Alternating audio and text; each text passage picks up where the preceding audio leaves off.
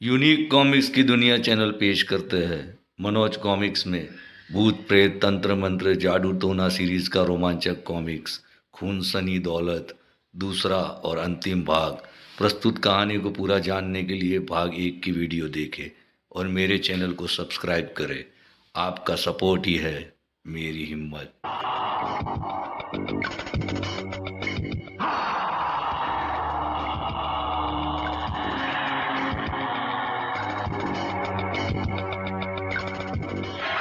भारी बर्फ गिरने के कारण चारों ओर से रास्ते बंद हो जाते हैं और उन्हें खुलने में लगभग 10-15 दिन लग जाते हैं। Oh my God.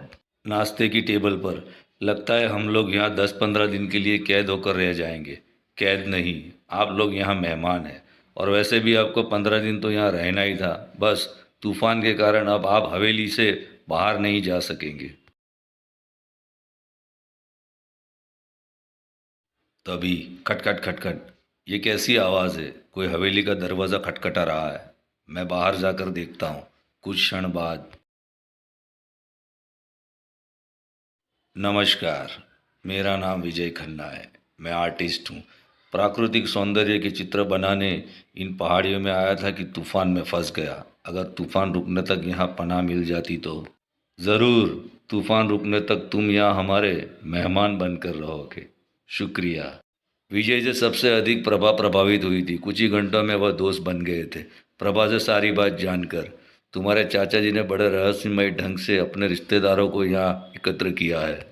हाँ, बड़ा ही रोमांचक लग रहा है ये सब। उसी रात डिनर के बाद मुझे चाय नहीं पीनी। मैं अपने कमरे में जा रहा हूँ।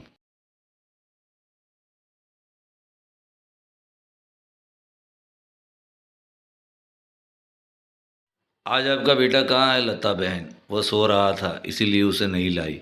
सुधीर के कमरे के सामने से गुजरता रंजीत बुरी तरह चौंक उठा। 6 मास के बॉबी को टांगों पर चलता देख हा हा हा हा हा। हे भगवान, ये मैं क्या देख रहा हूँ? तभी बॉबी उसकी टांगों से लिपट गया। ओ हा हा हा हा। रणजीत को ऐसा लगा जैसे कोई जबरदस्त ताकत उसे नीचे गिरा रही हो। अगले पल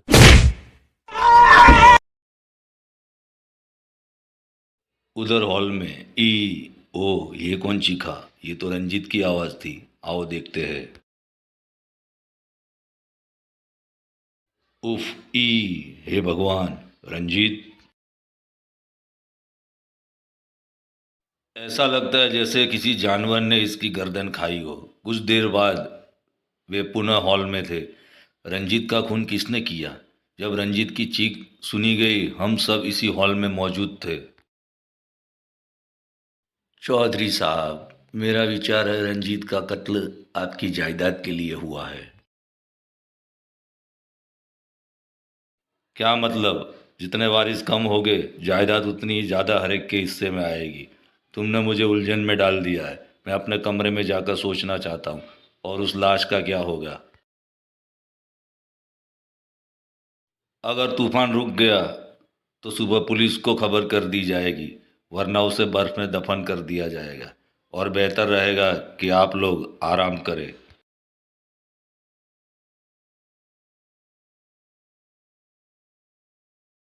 दिलदार चौधरी और प्रताप सिंह के जाने के बाद हम में से कोई भी कातिल नहीं। जब रंजीत मरा हम सब एक दूसरे के सामने मौजूद थे, लेकिन दिलदार चाचा हमारे बीच नहीं थे। अरे हाँ, लेकिन चाचा जी कातिल नहीं हो सकते। उन्होंने तो खुद ही अपनी दौलत देने के लिए हमें यहाँ बुलाया है। कुछ दौलतमंद लोग सनकी होते हैं। हो सकता है चौधरी साहब भी मानसिक रोगी हो, लेकिन चाचा जी अपंग है। वह भला हत्या कैसे कर सकते हैं? हो सकता है वे नाटक कर रहे हो। हमें मिस्टर विजय की बात पर ध्यानपूर्वक सोचना चाहिए। अगली सुबह बर्फबारी न रुकने के कारण रंजीत की लाश को एक गड्ढे में डाल दिया गया। उसी दिन लंच के बाद मैं ज़रा विजय के कमरे तक जा रहा हूँ। उससे कुछ मशवरा करना है। कुछ ही देर में बॉबी दूध पीते पीते सो गया तो लता उसके कपड़े धोने के लिए बाथरूम की ओर चल दी।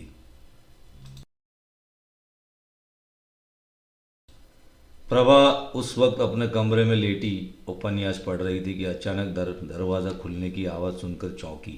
ओह बॉबी, मगर ये यहाँ कैसे आ गया? अरे तू अकेला कैसे आ गया? लगता है तेरी मम्मी तेरा ख्याल नहीं रखती।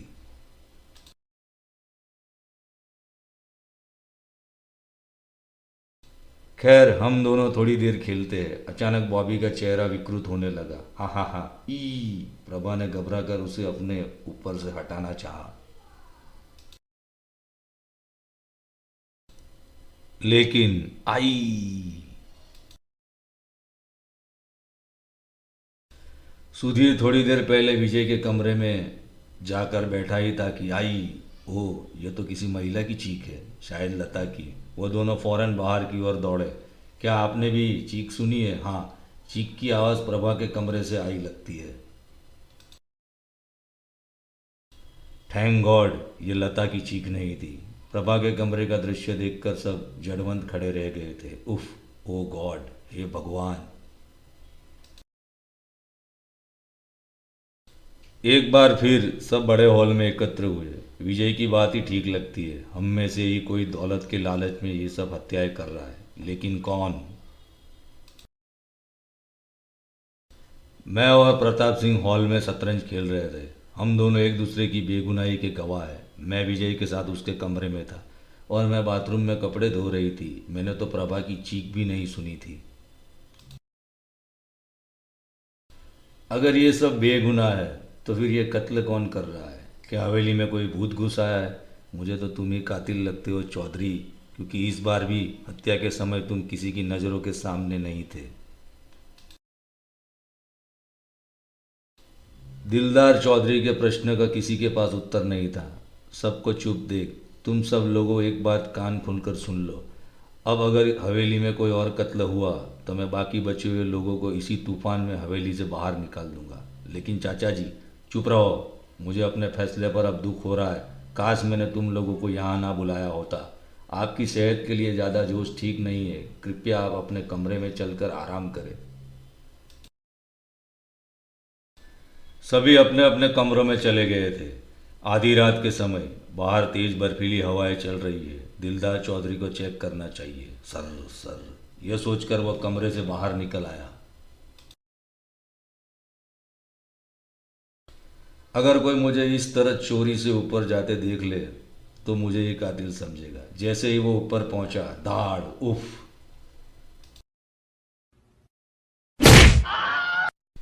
शायद मैं कातिल के पंजों में फंस गया हूं। उसने अपनी पूरी शक्ति एकत्र करके दोनों हाथ कातिल के पहलू में मारे।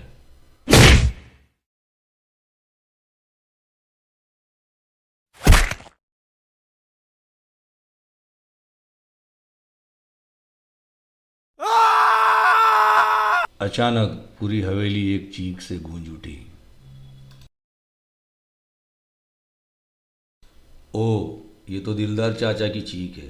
राजन, क्या ये तुम हो? विजय, तुम ऊपर क्या करने गए थे? मैंने तुम्हें कातिल समझा और मैं कातिल की खोज में निकला था।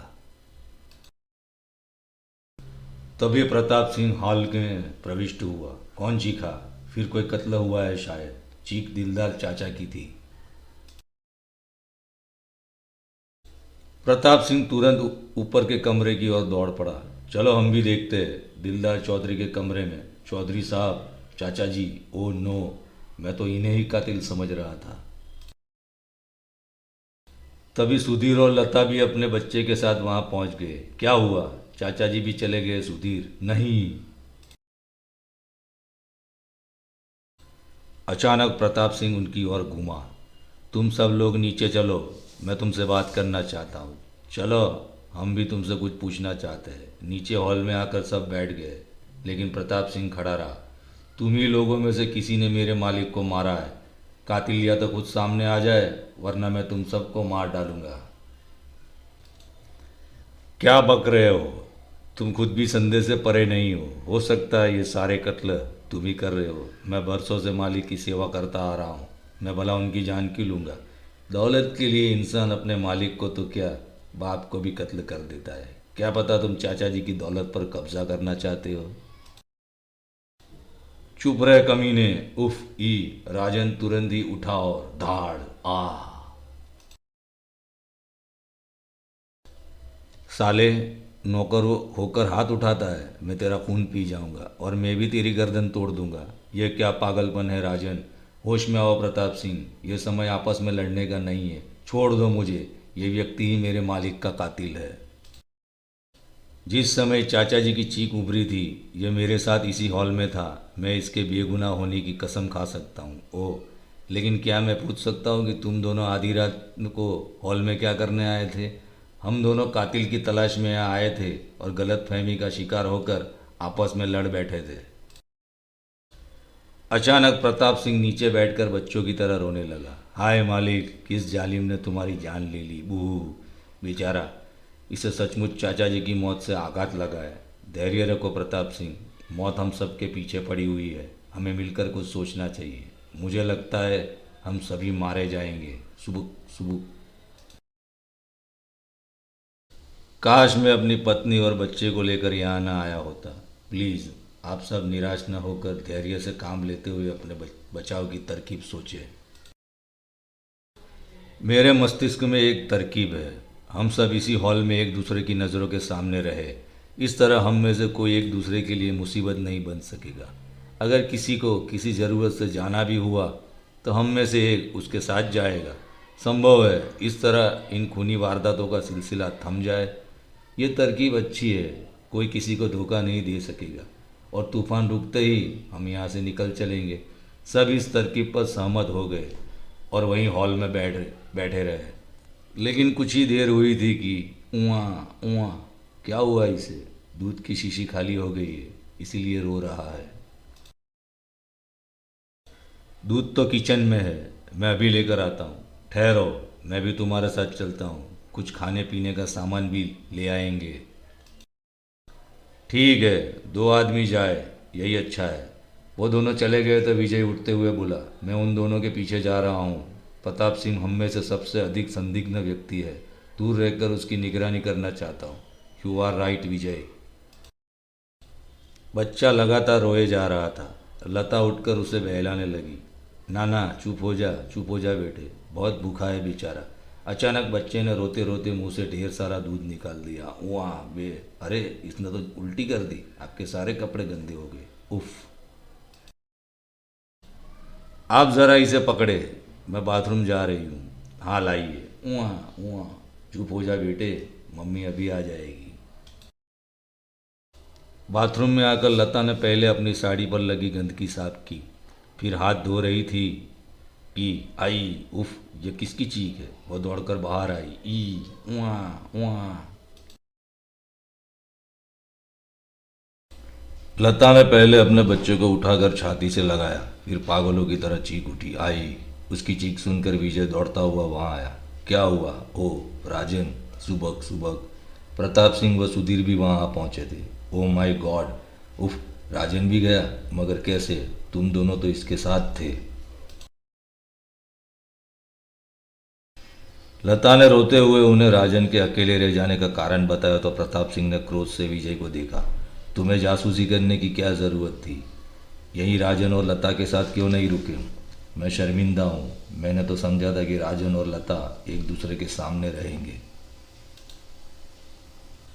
मैं इस मनहूस हवेली में एक पल भी नहीं रुकूंगी। कातिल हमारी भी ताक में है। मुझे यहाँ से ले चलो सुधीर। तूफान के कारण हम बाहर नहीं जा सकते लता। अगर जान बचानी है तो हमें हवेली से बाहर जाना ही पड़ेगा। बर्फानी हवाएं हमारी जान ले लेगी और फिर हमारे साथ एक मासूम बच्चा भी है। मेरा विचार है ये रात किसी तरह गुजार ली जाए। सुबह होते ही हम हवेली से निकल चलेंगे। ठीक है, लेकिन रात हम इस लाश के पास नहीं गुजार सकते। वहाँ से वो एक कमरे में आ गए। किसी किसी की आंखों में नींद नहीं थी। बाहर अभी भी बर्फीली हवाएं जोरों से चल रही थी, साए साए। आखिर शेष रात बिना किसी अप्रिय घटना के बीत गई। सुबह हो गई और बर्फबारी भी बंद हो चुकी है, लेकिन तेज़ हवाएं अभी भी चल रही है। अब हमें तुरंत यहाँ से निकल चलना चाहिए। ठीक है, बच्चे के लिए दूध और कुछ खाने पीने का सामान ले लो। अगर हम तूफान में फंस गए तो खाने के सामान की ज़रूरत पड़ सकती है। लता बहन और विजय खाने का सामान लेने जाए तो मैं सुधीर और बच्चे के साथ यहीं रुकता हूँ। ठीक है, बॉबी को मुझे दे दो और विजय के साथ जाओ। कुछ पल बाद मैं दूध गर्म करके फ्लास्क में भरती हूँ। आप खाने का सामान पैक कीजिए। ठीक है। दूध गर्म होने में 5 मिनट से अधिक का समय लगा था। लता ने फ्लास्क भरकर विजय की ओर देखा। आपका काम हुआ? हाँ। तभी बाहर से चीख की आवाज़ उभरी आई, हे भगवान! ओ! दोनों पागलों की तरह बाहर की ओर दौड़े और जब कमरे के निकट पहुंचे, नहीं, ओ नो! सुधीर, बॉबी, उआ उआ। लता के पीछे विजय भी कमरे में प्रविष्ट हुआ। उआ उआ ई, सुधीर! ये क्या हो गया है? मेरा पति भी गया। सुधीर, तुम मुझे किसके सहारे छोड़ गए? विजय भारी आवाज़ से लता के निकट पहुंचा। लता बहन, पहले अपने बच्चे को संभालिए। बच्चा, मेरा बॉबी। फिर उसने लपक कर बॉबी को उठाकर गले से लगा लिया और मैं अब यहाँ एक पल भी नहीं रुकूंगी, अपने बच्चे को लेकर भाग जाऊंगी। सुनिए तो। मगर दरवाजे के निकट पहुंचकर लता को ठोकर लगी। लता जी! तभी वहाँ किसी के हंसने का स्वर उभरा। हा हा हा! ये कौन हंसा? फिर उन्होंने एक भयानक दृश्य देखा। हा हा हा हा! उसके मुख से निकलने वाली आवाज बहुत ही भयानक थी। नहीं! हा हा हा हा हा! बॉबी अगले ही पल हे भगवान! यह क्या बला है? कुछ देर बाद, नहीं, डरो नहीं, मैं तुम्हें कुछ नहीं करूँगा, क्योंकि तुम यहाँ मेरी दौलत लेने नहीं आए हो। बच्चे के मुंह से एक भारी पुरुष स्वर निकल रहा था। कौन हो तुम? मैं विक्रम सिंह हूँ, इस हवेली और इसकी सारी दौलत का मालिक। मैं तुम्हें अपनी कहानी सुनाना चाहता हूँ। सुनो। आज से 3 वर्ष पहले मैं यानी विक्रम सिंह अपनी पत्नी और 2 बेटों के साथ इस हवेली में रहता था।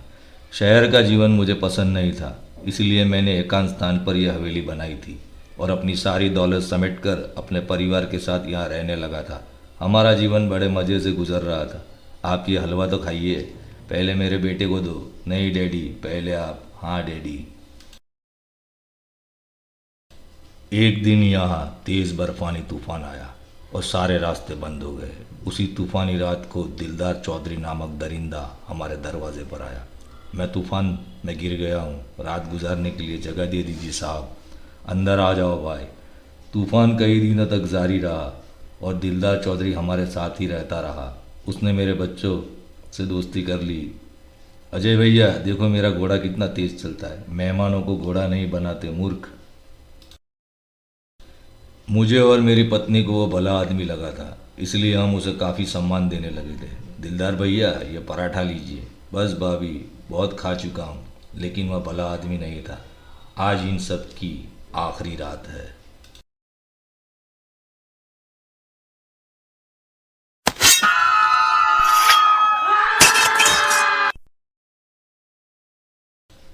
लाशें उठाकर उसने इस हवेली के तहखाने में दफन कर दी और तहखाने का दरवाज़ा बंद करके ताला लगा दिया।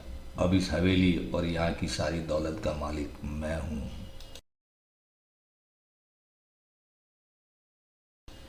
इस तरह दिलदार चौधरी इस हवेली का मालिक बन बैठा और मेरी आत्मा तहखाने में कैद बेचैन रहकर बंद दरवाजे से टकराती रही, धाड़ धाड़। लेकिन दिलदार चौधरी ने तहखाने का दरवाज़ा कभी नहीं खोला और मुझे बाहर आने का मौका नहीं मिला।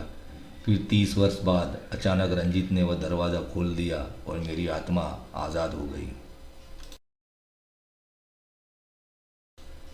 जैसे ही मैं आज़ाद होकर बाहर निकला, मुझे एक शरीर प्राप्त हो गया। अपनी माँ की गोद से गिरने के कारण बॉबी मर गया था। मैं तुरंत उसके शरीर में प्रवेश कर गया और आप बेकार ही घबरा रही थी। गिरने के कारण बच्चा कुछ देर के लिए सकते में आ गया था और आप समझी कि बॉबी। तभी से बॉबी के शरीर में मेरा निवास है। जब मुझे पता चला कि दिलदार चौधरी ने अपने सारे रिश्तेदारों को वो दौलत देने के लिए एकत्रित किया था जो वास्तव में मेरी थी, तो मैंने दिलदार चौधरी से प्रतिशोध लेना आरंभ कर दिया और एक एक करके उसे और उसके पूरे रिश्तेदारों को समाप्त कर डाला। यहाँ सिर्फ दो व्यक्ति ऐसे थे जो दिलदार परिवार से संबंध नहीं रखते थे। एक प्रताप सिंह था, लेकिन दिलदार मेरी दौलत उसे भी हिस्सा देना चाहता था, इसलिए मैंने उसे भी मार डाला। दूसरे तुम हो, न तो तुम्हारे दिलदार से कोई संबंध था और ना ही तुम्हें दौलत मिलनी थी, इसीलिए तुम जीवित हो। तो क्या तुम मुझे जीवित छोड़ दोगे? हाँ, तुमसे मेरी कोई दुश्मनी नहीं है। जाओ, भाग जाओ यहाँ से। विजय सिर पर पांव रखकर वहाँ से भागा। हवेली से काफ़ी दूर निकल जाने के बाद उसने मुड़कर देखा तो पूरी हवेली में शोले भड़क रहे थे। ओ, विक्रम सिंह ने हवेली को आग लगा दी है। शायद वो अपने दुश्मनों की लाश हो। वो अपनी दौलत की कहानी यहीं ख़त्म कर देना चाहता था।